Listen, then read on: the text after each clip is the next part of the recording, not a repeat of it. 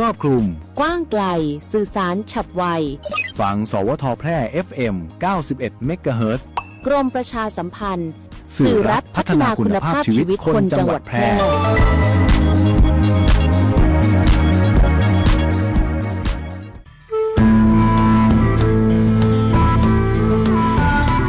มอห้อมไม้ซักถิ่นหักพระล้อ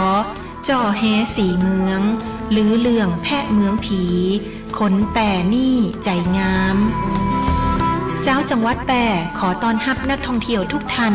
ตีมาเยือนหมู่เฮาด้วยความยินดียิ่งเจ้า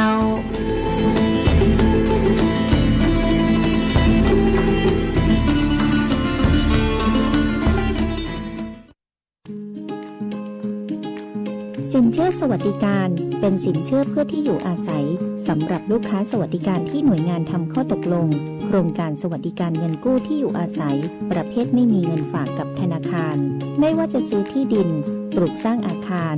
ต่อเติมซ่อมแซมไถ่ถอนจำนองที่ดินซื้ออุปกรณ์สิ่งอำนวยความสะดวกเพื่อประโยชน์ในการอยู่อาศัยหรือจะกู้เพิ่มผ่อนชำระไม่น้อยกว่า3ปีและไม่เกิน40ปีโดยอายุผู้กู้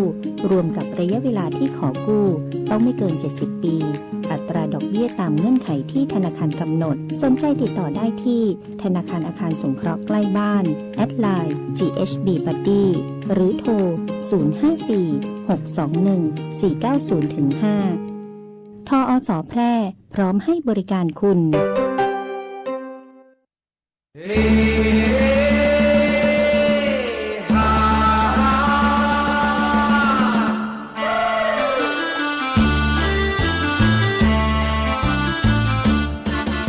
เก้ายางแก่สุดโทรมเสียหายผู้ผลผลิตน้อยการยางแห่งประเทศไทยสนับสนุนปลูกแตนด้วยยางพันธุ์ดีไร่ละ 20,000 บาทและปลูกแตนด้วยพืชอื่นไร่ละ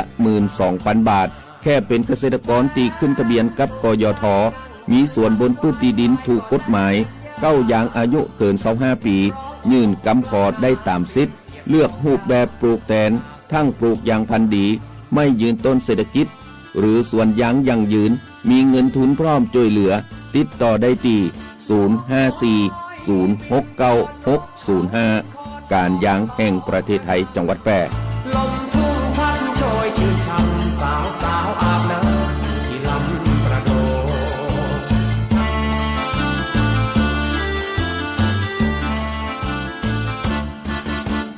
นก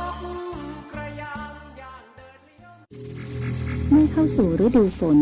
ท้องฟ้ามักมาพร้อมกับความฉ่ำเย็นแต่ก็แฝงไปด้วยภัยพิบัติที่เราคาดไม่ถึง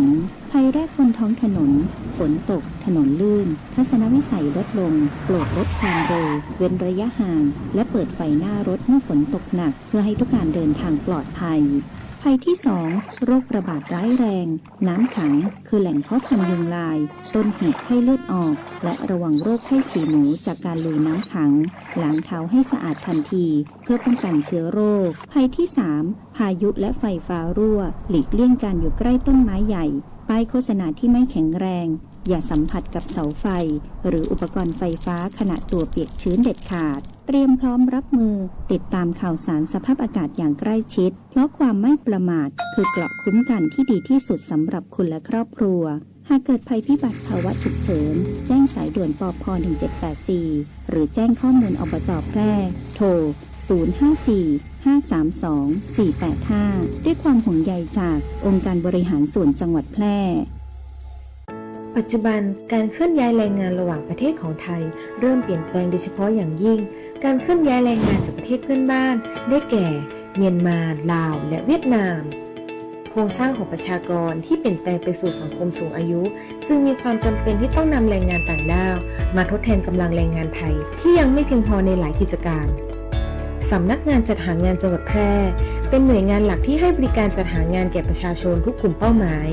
รวมถึงการควบคุมการทำงานของคนต่างด้าวซึ่งปัจจุบันได้นำระบบ e-work permit เข้ามาอำนวยความสะดวกในการให้บริการแก่นายจ้างสถานประกอบการและแรงงานต่างด้าวในกระบวนการการรับคำขอการแจ้งการทำงานของคนต่างด้าวและการผลิตใบอนุญาตการทำงานทั้งนี้สามารถรับชมวิดีทัศน์การให้บริการผ่านระบบ e-work permit ได้ที่เพจ Facebook สำนักงานจัดหางานจังหวัดแพร่หรือสอบถามรายละเอียดเพิ่มเติมผ่านแอปพลิเคชัน LINE Official S435DEAQA หมายเลขโทรศัพท์ 054-511-721 หรือ 054-511-807 และสายด่วนกรมการจัดหางาน 1506 กด 2 สำนักงานจัดหางานจังหวัดแพร่มุ่งให้ในายจ้างและแรงงานต่างด้าวได้รับการคุ้มครองตามกฎหมายอย่างเป็นธรรม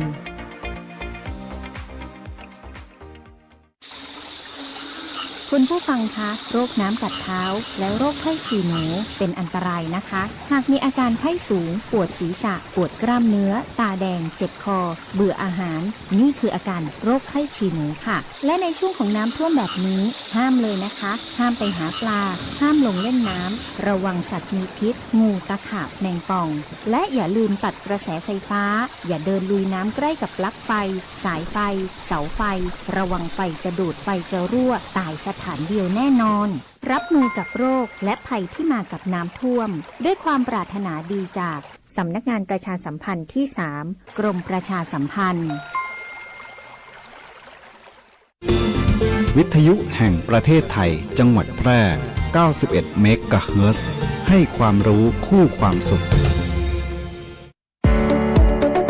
ที่นี่สถานีวิทยุกระจายเสียงแห่งประเทศไทยจังหวัดแพร่ส่งกระจายเสียงด้วยระบบ FM สเตอริโอมัลติเพล็กซ์ความถี่ 91 เมกะเฮิรตซ์ จากนี้ไปติดตามรับฟังรายการร้อยเรื่องราวข่าวสารเมืองแพร่ทุกวันจันทร์ถึงวันศุกร์เวลา 11 นาฬิกาถึง 12 นาฬิกาช่วงสื่อสารสาธารณสุขโดยงานเผยแพร่ประชาสัมพันธ์สำนักงานสาธารณสุขจังหวัดแพร่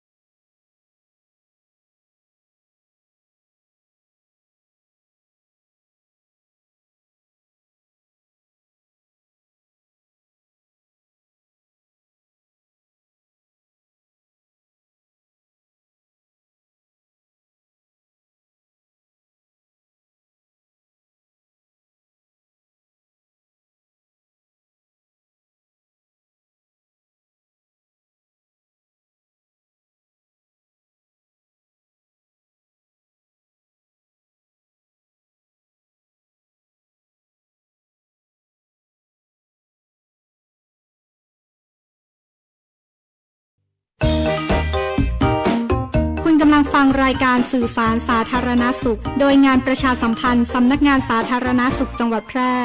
ทางสวทแพร่ FM 91 เมกะเฮิรตซ์ สวัสดีค่ะคุณผู้ฟังต้อนรับคุณผู้ฟังเข้าสู่ช่วงของรายการร้อยเรื่องราวข่าวสารเมืองแพร่ในช่วงสื่อสารสาธารณสุขโดยงานเผยแพร่ประชาสัมพันธ์สำนักงานสาธารณสุขจังหวัดแพร่ค่ะก็อยู่ด้วยกัน1ชั่วโมงตรงนี้นะคะข้อมูลข่าวสารที่ดีมีประโยชน์เนาะนำมาฝากคุณผู้ฟังสาระสุขภาพนะคะแล้วก็การเตือนภัยต่างๆในแต่ละช่วงฤดูกาลเนาะรวมไปถึงโรคต่างๆที่มาแต่ละฤดูกันด้วยนะคะวันนี้ก็รับหน้าที่ดำเนินรายการโดยดิฉันพิรุณพรแสงสร้อยค่ะอยู่เป็นเพื่อนกัน1ชั่วโมงตรงนี้เป็นประจำในทุกวันศุกร์นะคะเวลา 11 นาฬิกาไปจนถึง 12 นาฬิกาโดยประมาณนะคะในวันนี้เนาะบรรยากาศก็ยังคงครึ้มฟ้าครึ้มฝนกันอยู่นะคะคุณฟังเพราะว่าช่วงนี้ทางจังหวัดแพร่ก็เตือนภัยในเรื่องของฝนที่ตกหนักฝนที่ตกสะสมอาจจะทำให้เกิดน้ำท่วมฉับพลันน้ำป่าไหลหลากได้นะคะก็จะมีผลกระทบไปจนถึงวันที่21 สิงหาคม 2569นะคะแล้วก็เห็นผ่านแวบๆนะคะว่า23 สิงหาคมก็จะมีฝนตกหนักลงมาอีกนะคะก็ขอให้อยู่ในช่วงของการเฝ้าระวังด้วยนะคะซึ่งนะคะในช่วงของฤดูฝนแบบนี้เนาะ 2-3 วันมานี้นะคะก็มีน้ำท่วมในหลายๆจังหวัดหลายๆพื้นที่นะคะรวมไปถึงตอนนี้จังหวัดแพร่ของเราก็อยู่ในระดับที่เฝ้าระวังนะคะแต่ก็เกณฑ์ของสถานการณ์น้ำนะคะก็ยังอยู่ในเกณฑ์ปกติอยู่นะคะที่ฝ่ายแม่ยมก็มีการปักธงเขียวนะคะแต่พื้นที่ลุ่มต่ำเนาะอาจจะได้รับผลกระทบเกษตรกรที่ปลูกพืชผลผลิตริมฝั่งแม่น้ำยมนะคะน้ำอาจจะท่วมนะไม่ว่าจะเป็นข้าวโพดไม่ว่าจะเป็นผักสวนครัวนะคะหรือว่าแปลงผักที่ปลูกไว้ใกล้ๆกับริมน้ำยมอันนี้น่าจะได้รับความเดือดร้อนนะคะแล้วก็คุณผู้ฟังที่อยู่ในพื้นที่ของทางน้ำไหลผ่านพื้นที่ลุ่มนะคะก็ต้องติดตามสถานการณ์น้ำกันอย่างใกล้ชิดนะคะซึ่งการรายงานสถานการณ์น้ำนะคะประจำวันที่21 สิงหาคม 2569 นี้เนาะในช่วงของ10 นาฬิกาที่ผ่านมาเนาะระดับน้ำนะคะที่ศูนย์อุทกวิทยาน้ำโค้งนะคะก็รายงานว่าวาย20บ้านห้วยสักอำเภอ2เนี่ยตอนนี้นะคะอยู่ที่ 3.86 เมตรนะคะ11 นาฬิกาเนาะแล้วก็ที่บ้านน้ำโค้งนะคะอยู่ที่ 6.85 เมตรนะคะก็จะล้นตลิ่ง 8.20 นะก็ยังอีกเยอะนะคะคุณผู้ฟังตอนนี้เนาะก็หลายท่านเฝ้าระวังมาตั้งแต่ช่วงเย็นกลัวว่าน้ำจะท่วมบ้านนะคะเพราะว่ามีแนวโน้มที่น้ำเพิ่มสูงขึ้นนะคะจาก 9 นาฬิกาเนาะที่สถานี Y1C น้ำโค้งนะคะตอนช่วงของ 6 โมงเช้าเนี่ยอยู่ที่ 6.45 นะคะตอนนี้11 โมงเนาะ11 นาฬิกาเนี่ยก็อยู่ที่ 6.85 นะคะตลิ่งของเรารับได้อยู่ที่ 8.20 นะคะก็มีประชาชนเนาะเดินทางผ่านไปมาก็แวะชมน้ำ นะคะลุ้นไปด้วยนะคะแต่ว่าก็ยังเป็นปกติอยู่นะคะคุณผู้ฟังเนาะส่วนที่ราบลุ่มอย่างที่บอกนะคะก็ต้องเฝ้าระวังเนาะที่ห้วยสักก็ลดลงแล้วนะคะอยู่ที่ 3.86 เมตรนะคะไปดูที่ทางวังชิ้นนิดนึงนะคะวังชิ้นน้ำขึ้นนะคะวังชิ้น Y37 นะคะสถานี Y37 ระดับตลิ่งจะอยู่ที่11 เมตรตอนนี้น้ำอยู่ที่ 6.13 นะคะอีกครึ่งหนึ่งเลยนะคุณผู้ฟังหายห่วงนะคะในช่วงนี้นะแต่ก็เฝ้าระวังติดตามเนาะเมื่อเช้ามีฝนตกลงมาค่อนข้างหนักเลยทีเดียวนะคะก็จะต้องลุ้นว่ามีน้ำสาขาหรือมีน้ำอะไรอีกนะคะแต่ว่าเหตุการณ์ตอนนี้ปกติดีนะคะปกติเป็นปกตินะไม่ต้องตื่นเต้นนะคะคุณผู้ฟังทางผู้ว่าราชการจังหวัดแพร่นะคะก็มีการสั่งการนะคะให้ หน่วยงานที่เกี่ยวข้องนะคะก็เตรียมความพร้อมรับมือกับอุทกภัยที่อาจจะเกิดขึ้นนะคะคุณผู้ฟังก็จะมีการจัดนะคะพื้นที่นะคะในการเฝ้าระวังนะคะมีการประชุมกันอยู่เนาะพิกัดของการเฝ้าระวังอันนี้ก็คือเรื่องของน้ำฝนนะคะพื้นที่ที่ควรเฝ้าระวังตอนนี้ก็อยู่ที่ตำบลวังชิ้นนาพูนนะคะสลอยนะคะของอำเภอวังชิ้นเนาะถึงแม้ว่าระดับน้ำยมอยู่ในเกณฑ์ปกตินะคะแต่ว่าในโซนนั้นจะมีฝนตกเยอะนะคุณฟังฝนตกมากนะคะหากว่าต้องการขอความช่วยเหลือนะคะก็แจ้งสายด่วนปพ1784นะคะแล้วก็ตำรวจเนาะ191เจ็บป่วยฉุกเฉิน1669นะคะแล้วก็ไฟฟ้าขัดข้อง1129นะคุณผู้ฟังเฝ้าระวังเรื่องของไฟฟ้าดูดนะคะไฟรั่วนะก็เป็นกำลังใจนะคะให้กับ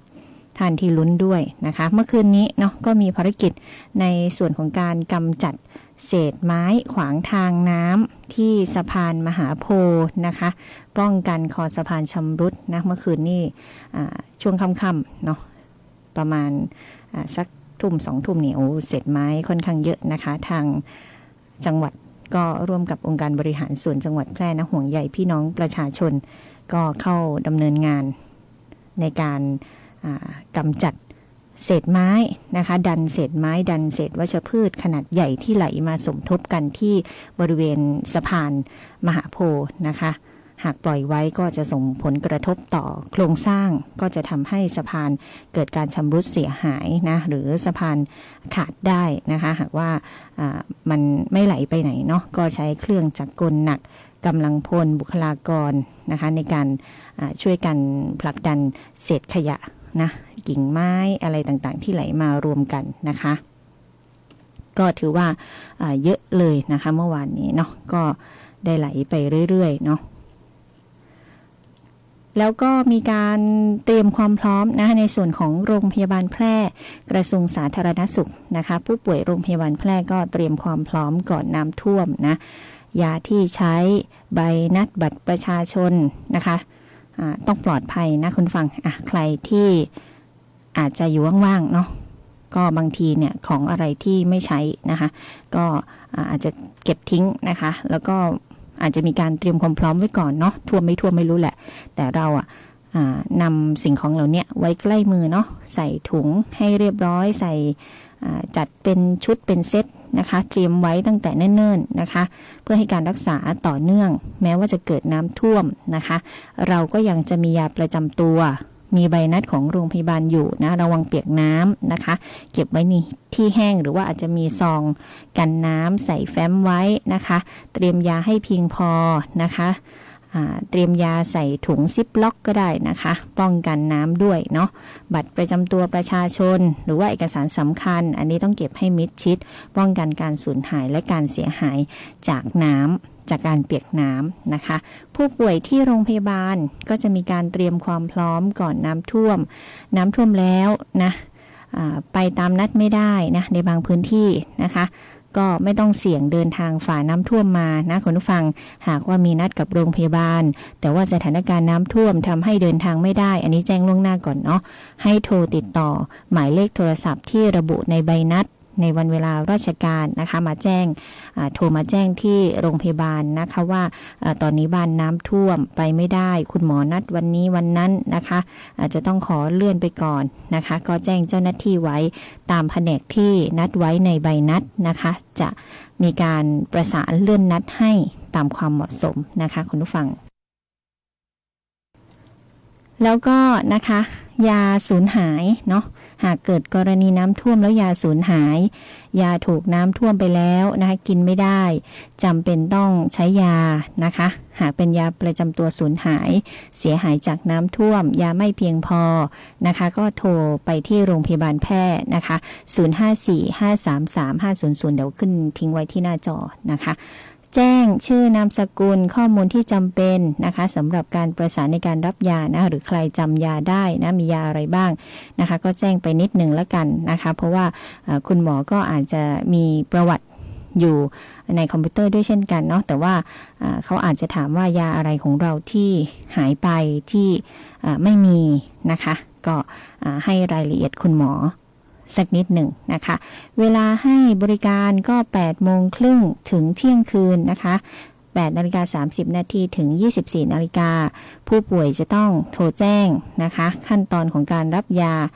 อาจจะบางทีไปอยู่ที่ศูนย์พักพิงนะคะก็จะจัดส่งไปที่ศูนย์พักพิงนะคะโรงพยาบาลแพร่นะประสานจัดยานำไปส่งที่ศูนย์พักพิงเนาะก็จะได้รับส่งมอบยาให้กับผู้ป่วยนะคะน้ำท่วมอาจจะทำให้เดินทางลำบากนะคะแต่การรักษายาประจำตัวไม่ควรขาดนะคุณฟังเพราะฉะนั้นนะย้อนกลับไปที่ตอนขั้นตอนแรกนั่นก็คือการเตรียมความพร้อมนะก่อนน้ำท่วมนะท่วมไม่ท่วมไม่รู้นะคะเตรียมไว้ก่อน นะคะก็จะเป็นยาประจำตัวเนาะเอกสารสำคัญบัตรประจำตัวประชาชนใบนัดต่างๆนะคะรวมไปถึงสำเนาทะเบียนบ้านหรือว่าทะเบียนบ้านฉบับจริงนะคะเอกสารที่เป็นเอกสารสำคัญของเราเนาะคู่มือเล่มรถอะไรเงี้ยต้องเก็บให้เรียบร้อยนะคะจัดเป็นสัดส่วนเพื่อจะได้ไม่ลืมนะคะคุณผู้ฟังอันนี้ก็เป็นสิ่งที่จำเป็นนะคะเดี๋ยวช่วงหน้านะคะก็ยังมีข้อมูลข่าวสารอื่นๆมาประชาสัมพันธ์กันอยู่เนาะห่วงใยคุณผู้ฟังทุกท่านทุกคนนะคะก็อยากจะเอาข้อมูลมาฝากนะรวมไปถึงผลงานเพลงเพราะๆนะให้พักผ่อนหย่อนใจกันก่อนนะเมื่อวานนี้ได้รับโทรศัพท์หลายสายมากนะคะว่าน้ำจะท่วมหรือเปล่านะขอทราบสถานการณ์น้ำ นะคะก็เข้าใจนะคะคุณผู้ฟังอาจจะลุ้นเนาะบางทีเนี่ยจะเก็บไม่เก็บนะบางทีท่านที่อยู่ใกล้น้ำก็ควรที่จะเก็บของไว้บ้างนะไม่ท่วมไม่เป็นไรหรอกนะคุณผู้ฟังเราจะได้เคลียร์ของในบ้านด้วยนะคะห่วงใยทุกท่านทุกคนฟังเพลงกันก่อนค่ะจังหวัดแพร่ขอเชิญชวนประชาชนที่มีผู้สูงอายุหรือมีอายุ55 ปีขึ้นไปในครอบครัวร่วมกันลดปัจจัยเสี่ยงที่ส่งผลต่อสุขภาพชีวิตดังนี้บ่อเต้าเน้นจุดที่ต้องระวังได้แก่ห้องน้ำเพื่อมีราวก็ข้างฝาเพื่อนเปิดชิ้นให้กันลื่นทางเดินต้องมีแสงสว่างจัดของใช้ในห้องนอนและนั่งเล่นให้เป็นระเบียบบันไดให้มีราวในการจับขึ้นลงเพื่อนบ้านบอกควรมีทางต่างระดับบ่ลืมงดเครื่องดื่มแอลกอฮอล์ออกกำลังกายเพิ่มความจำบ่ซึมเศร้าหลีกเลี่ยงกันอยู่คนเดียวรวมกิจกรรมกับคนอื่นๆเพื่อคลายความเครียดกินข้าวกะลำเลือกอาหารที่มีประโยชน์ตรวจฟันอย่างน้อยปีละ1 ครั้งบ่เต้าบ่ลืมบ่ซึมเศร้ากินข้าวกะลำคาถาสุขภาพของผู้สูงวัยด้วยความห่วงใยจากสำนักงานสาธารณสุขจังหวัดแพร่ฉันผูกพันกับสายน้ำมาตลอดชีวิตไม่คิดเลยว่าวันหนึ่งสิ่งนี้จะพรากลูกชายคนเดียวของฉันไปอย่างไม่มีวันหวนกลับเห็นเด็กผู้ชาย3 คนน่าจะเป็นแก๊งประจำเขาแหละใส่ชุดนักเรียนเดินกันไปที่ศาลาท่าน้ำตรงนู้นไปเล่นน้ำกันแล้ววิชัยก็หายไปตอนไหนไม่รู้ครับไม่รู้ว่าจมน้ำก็งมอยู่นานนะครับเกือบ4 ชั่วโมงวันนี้ฉันต้องจมอยู่กับความทุกข์เหมือนคนที่ตายทั้งเป็นฉันรู้ดีว่าความรู้สึกที่ต้องสูญเสียสิ่งที่รักที่สุดในชีวิตไปมันเป็นยังไงฉันจึงไม่อยากให้มันเกิดขึ้นกับใครอีกแต่ฉันคงทำได้เพียงรำลึกถึงและใช้เสียงที่ฉันพอมีตะโกนฝากเรื่องนี้ไว้เป็นอุทาหรณ์วิงวอนให้ทุกคนหันมาช่วยกันเฝ้าระวังและตระหนักถึงภัยเงียบนี้มากขึ้นก่อนที่จะมีใครที่ต้องมาประสบชะตากรรมเดียวกับฉันบ้านเริ่มชุมชนร่วมป้องกันเด็กจมน้ำด้วยความปรารถนาดีจากสำนักโรคไม่ติดต่อกรมควบคุมโรคกระทรวงสาธารณสุขสายดิบต้องระวังชอบกินลาบดิบก้อยสดเลือดสดหรือหมูกระทะที่ยังไม่สุกใช่ไหมระวังโรคไข้หูดับอันตรายถึงขั้นหูหนวกถาวรหรือเสียชีวิตได้เชื้อแบคทีเรียจากหมูดิบเข้าสู่ร่างกายทางการกินและบาดแผลหากกินหมูดิบแล้วมีไข้สูงปวดศีรษะอาเจียนคอแข็งภายใน7 วันอย่ารอช้ารีบไปพบแพทย์ทันทีป้องกันง่ายๆด้วยคาถาสุกร้อนสะอาดกินหมูปรุงสุกเท่านั้นแยกเขียงแยกตะเกียบระหว่างของดิบและของสุกด้วยความห่วงใยจากสำนักงานป้องกันควบคุมโรคที่1เชียงใหม่กรมควบคุมโรคกระทรวงสาธารณสุข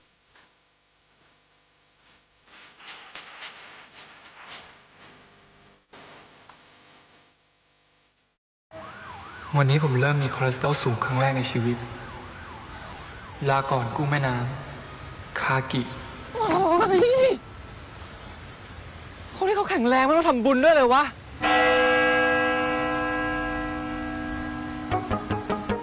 ด้วยการบริจาค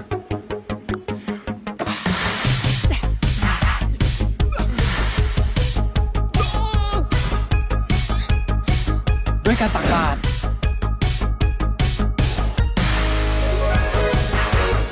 ขอให้สุขภาพแข็งแรงด้วยเถิดโอเมก้า 3 โปรตีนขอให้สุขภาพแข็งแรงขอให้สุขภาพแข็งแรง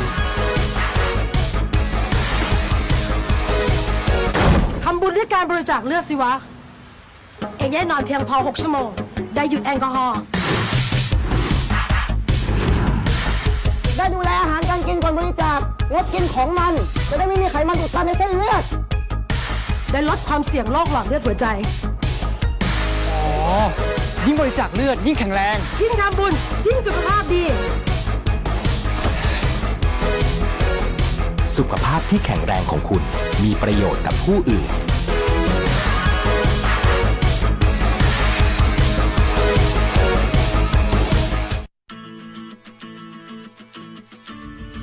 ให้เลือด Give blood ให้ชีวิต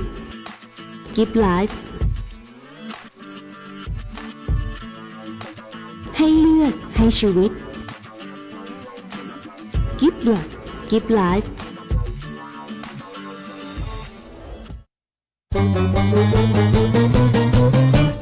ระวัง ระวัง ระวัง เมื่อฝนตกหนักน้ำท่วมไม่ใช่เพียงแค่ปัญหาน้ำที่ท่วมบ้าน แต่ยังพาเอาโรคและภัยสุขภาพที่อาจจะมากับน้ำได้ ไม่ว่าจะเป็นโรคฉี่หนู ซึ่งมากับน้ำสกปรกที่สัมผัสกับแผล หรือผิวหนังที่มีรอยถลอกทำให้มีอาการไข้สูงปวดเมื่อยกล้ามเนื้อ และอาจจะมีอาการรุนแรงถึงขั้นเสียชีวิตได้ โรคท้องร่วงซึ่งเกิดจากการรับประทานอาหาร หรือน้ำดื่มที่ปนเปื้อนเชื้อโรคน้ำท่วมมักทำให้แหล่งน้ำดื่มไม่สะอาดดังนั้นควรต้มน้ำให้สุกและเก็บน้ำในภาชนะที่ปิดมิดชิดโรคตาแดงมีอาการระคายเคืองตาตาแดงหนังตาบวมตาสู้แสงไม่ได้หรือมีน้ำตาไหล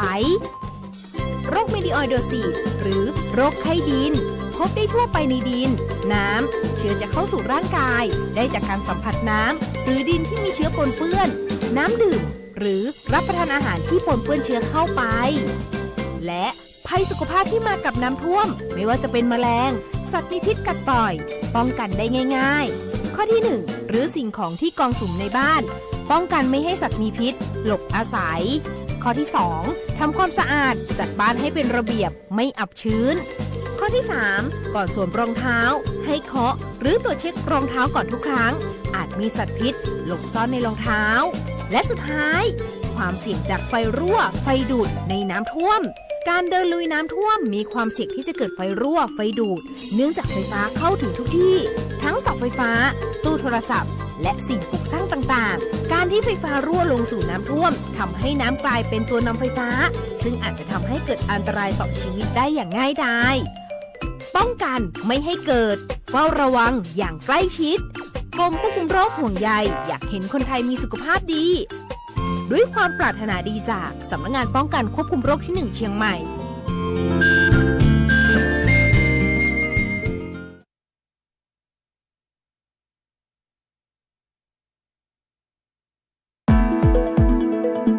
ฟังข่าว ฟังสวทแพร่ FM 91 เมกะเฮิรตซ์ กรมประชาสัมพันธ์ ข่าวจริง เชื่อถือได้ สื่อรัฐพัฒนาคุณภาพชีวิตคนจังหวัดแพร่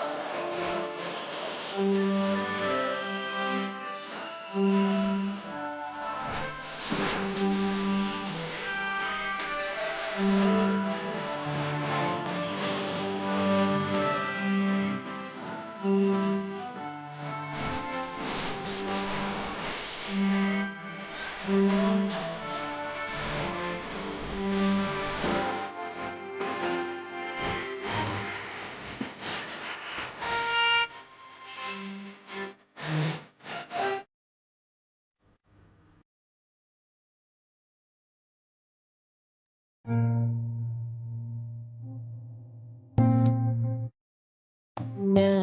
รักเมื่อเธออยู่ไกลหวานหวานละไหมนี่แหละใจของเธอสนใจฉันไม่กล้าเสนอเกรงว่าฉันจะกล้าเธอรักก่อนได้ไหมรักบอกแบบค่อยๆควันฉันจะลอยเลี้ยวไปไกลแสนไกลเธอเอ่ยควันนั้นคงหวั่นไหวยามที่เห็นเธอใกล้ใจฉันสั่นละเมอยิ่งคิดบางครั้งฉันก็ท้อใจด้วยจนหนทางรักเอ่ยช่วยเผยอำพรางเปิดทางให้บ้างสร้างสะพานรักถอดไว้ให้ใจฉันข้างแล้วฉันจะตามติดเธอไปทุกทางเป็นเช้าสายยามรุ่งสางมอบใจรักเคียงข้างจะไม่สางรักเธ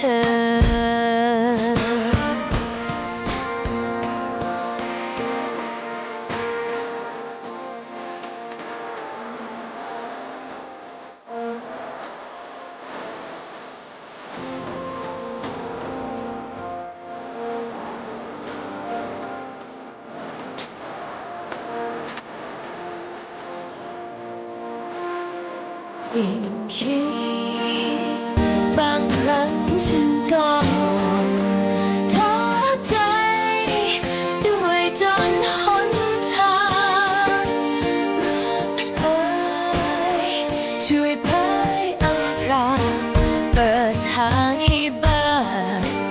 สร้างสะพานรักน่ารักเมื่อเธออยู่ไกลฝันว่าละไหม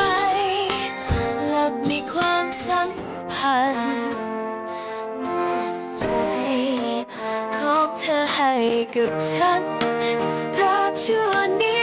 รันดร์จะยึดมั่นรักเธอ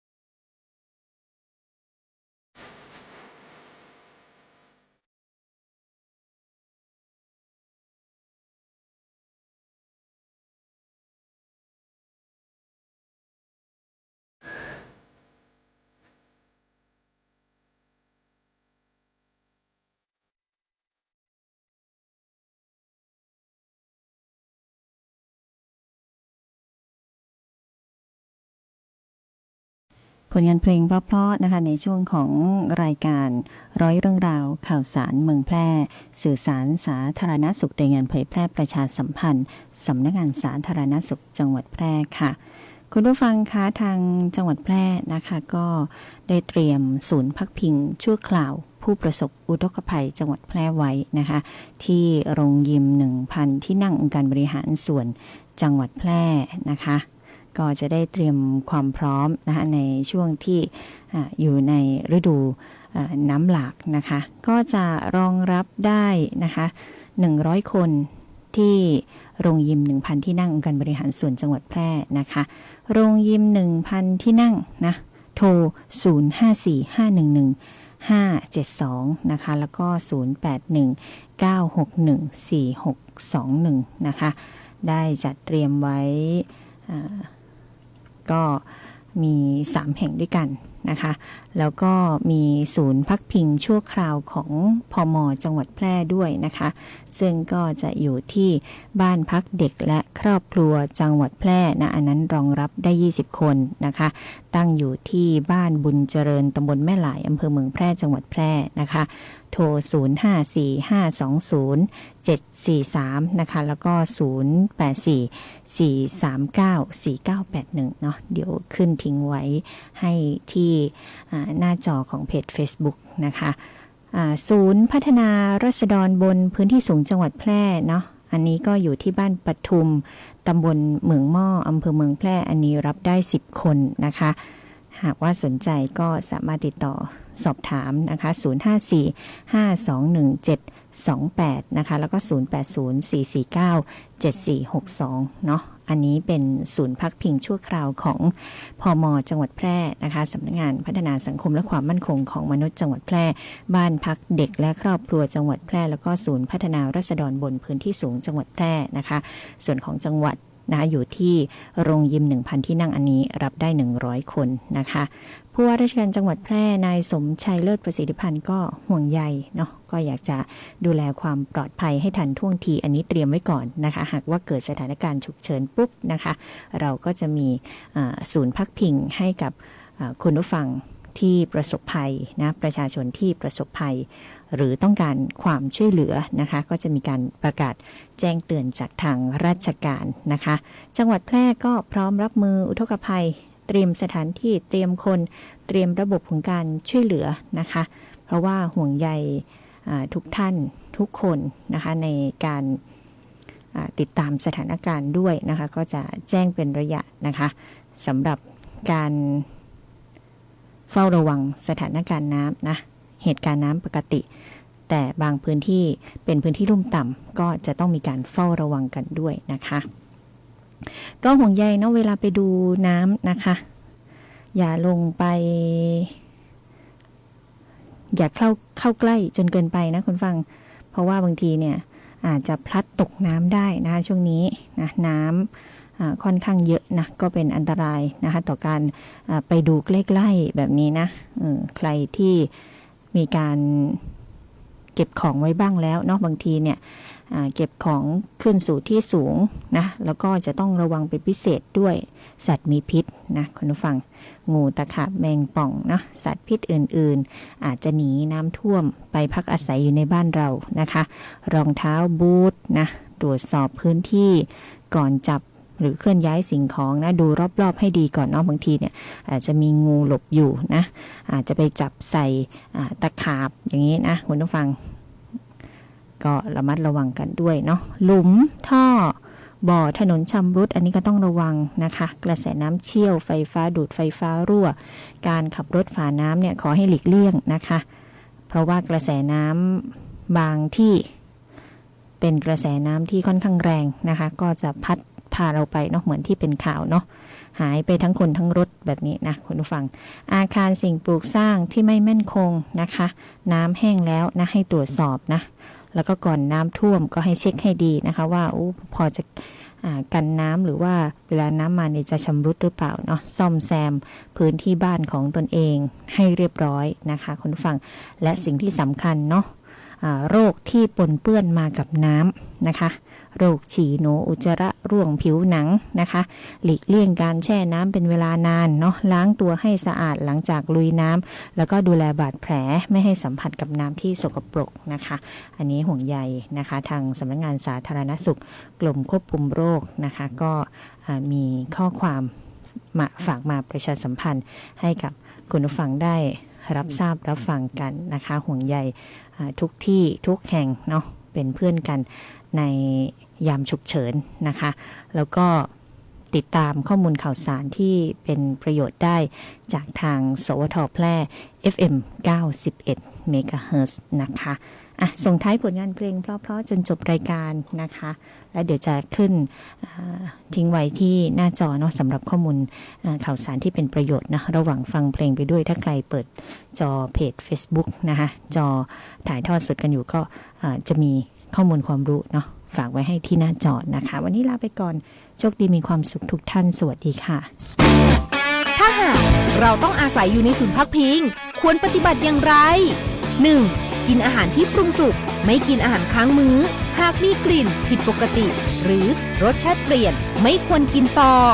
ข้อ 2. ดื่มน้ำสะอาดน้ำต้มสุกหรือน้ำบรรจุขวดที่มีฝาปิดอยู่ในสภาพที่สะอาดไม่ตกตะกอนสิ่งเจือปน